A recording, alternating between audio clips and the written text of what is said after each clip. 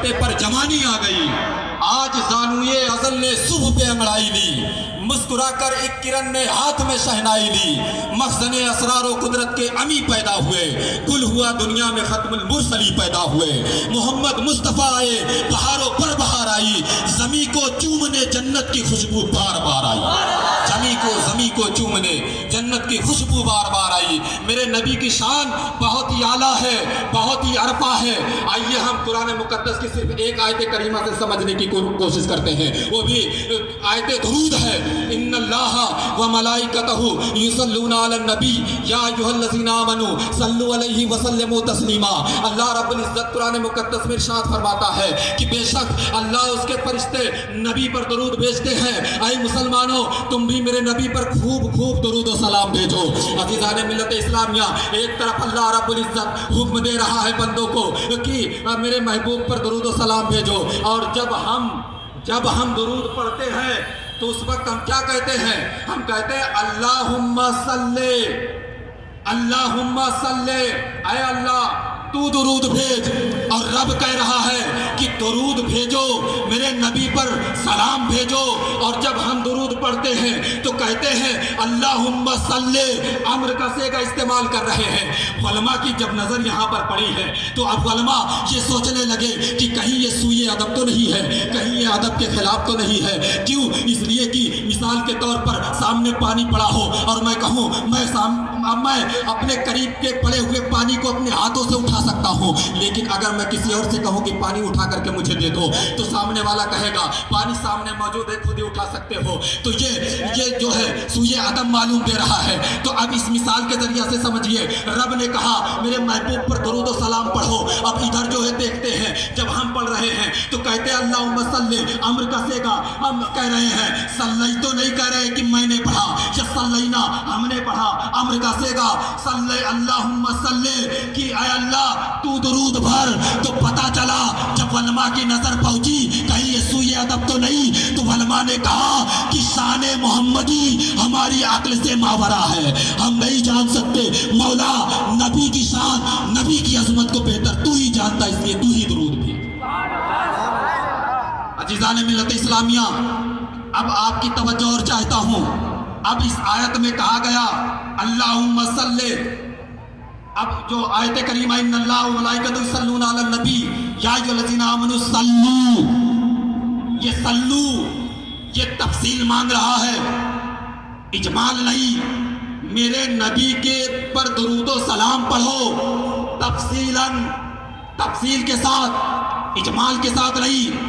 اب مثال کے طور پر ساجد علامہ ساجد نظامی صاحب ہیں، اب اگر کوئی مجھ سے پوچھے کہ علامہ ساجد نظامی صاحب کو آپ جانتے ہیں، تو بس میں اتنا ہی بتا سکتا ہوں کہ ہاں مجھے معلوم ہے وہ ایک عالم دین ہے، صابری مسجد میں وہ رہتے ہیں۔ تو عزیزان ملت اسلامیہ، تو اب اگر مجھ سے یہ پوچھا جائے تفصیل کے ساتھ بتاؤ کہ ساجد نظامی پیدا کہاں ہوئے ہیں، ساجد نظامی کے والدین کا نام کیا ہے، ان کے گاؤں کا نام کیا ہے، انہوں نے تعلیم حاصل کہاں کی ہے، ان کا کاروبار کیا ہے، ان کا بزنس کیا ہے، ان کے دیگر اور معاملات زندگی کے کیا ہیں، زندگی کے ہر معاملات کے بارے میں میں نہیں بتا سکتا ہوں، اس لیے کہ مجھے جو ہے اجمالی طور پر تو پتا ہے، تفصیلاً نہیں پتا ہے۔ اسی طرح کہ جب اعلیٰ حضرت کی نظر پڑی، اور تفصیل کی میں بات بتا دوں، حضرت خالد بن ولید سے کسی نے پوچھا کہ سرکار کی شان ہمیں آپ بتائیں، وہ بھی تفصیل کے ساتھ۔ خالد بن ولید نے کہا اللہ نے کوئی زبان اور کوئی دماغ ایسا پیدا ہی نہیں کیا ہے جو میرے نبی کی تفصیل بتا سکے۔ میرے نبی نے خود ابو بکر سے کہا یا ابا بکر لم یعرفنی حقیقتاً غیر ربی، اے ابو بکر میری حقیقت کو میرے رب کے سوا کوئی نہیں جانتا۔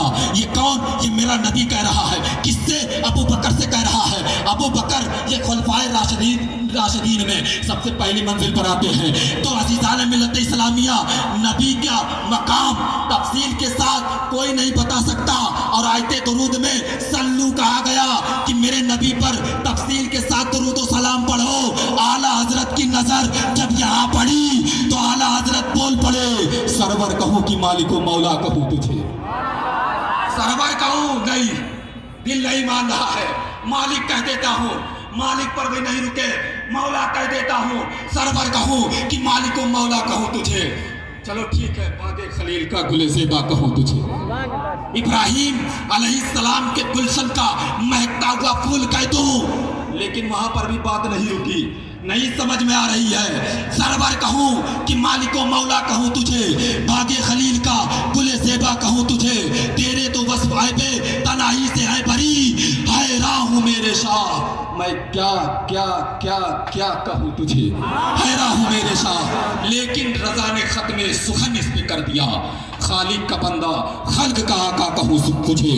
किसी एक शायर ने और कहा है, ला युमकिनु सनाओ कमा काना हक कहूँ, ला युमकिनु सनाओ कमा काना हक कहूँ, बाद अज़ खुदा बुजुर्ग तू ही किस्सा मुख्तसरन 2 लफ्ज़ों में एक और बात मैं बताना चाहता हूँ। आज कुछ लोग इस मिलाद रसूल मनाने से भी इनकार कर बैठते हैं और कहते हैं कि हम मिलाद क्यों मनाएं। अरे सरकार तो विशाल कर चुके हैं, अरे विशाल तुम्हारी नज़र में कर चुके हो।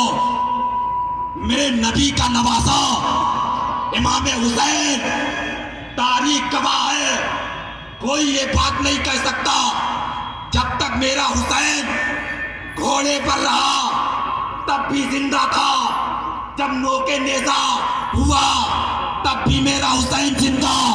इसलिए कुरान ने कहा, वला तक़ूलू लिमन युक़्तलू फ़ी सबीलिल्लाहि अमवात बल अहयाउ वलाकिन ला तशऊरून। जब मेरे नबी के सदके में जिन्हें जन्नत की सरदारी मिल रही हो, जब वो मुर्दा नहीं तो मेरा नबी कैसे मुर्दा हो सकता है?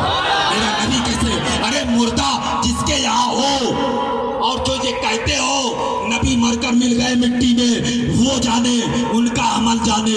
अरे हम तो सरकार की हदीस पर जो है गौर करते हैं, हर रबल्लाहु अलल अर्द अंताकला सादल अंबिया, अल्लाह ने ज़मीन पर अंबिया के जिस्मों को खाना हराम कर दिया है। तो हम वफात नहीं मनाते, इसलिए जिसका नबी मुर्दा हो वो वफात मनाए। हमारा नबी जिंदा है और ये नजरिया, ये अकीदा आला हजरत ने दिया है। तो जिंदा है वल्लाह, तो जिंदा है वल्लाह, मेरे चश्मे आलम से छुप जाने वाले।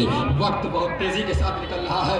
एक पैगाम और एक मैसेज इस जुलूस मोहम्मदी से आप लोग ले, नमाजों की पाबंदी करें। मेरे अजीज़ दोस्तों, मेरे सरकार की आंखों की ठंडक नमाज है, सिर्फ नमाज की पाबंदी करें। और मेरे सरकार की बेशक जिस मकसद के तहत हुई है वो है इल्म, जहालत नहीं है, इल्म है।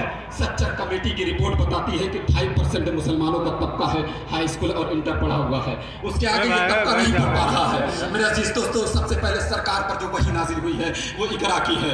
अपने बच्चों को मशीनों पर मत बैठाए, अच्छा इदारा खोले, अच्छी तालीम दे, अपने बच्चों को एजुकेटेड बनाए ताकि वो बच्चा दुनिया के अंदर भी तरक्की करे, दीन के अंदर भी तरक्की करे।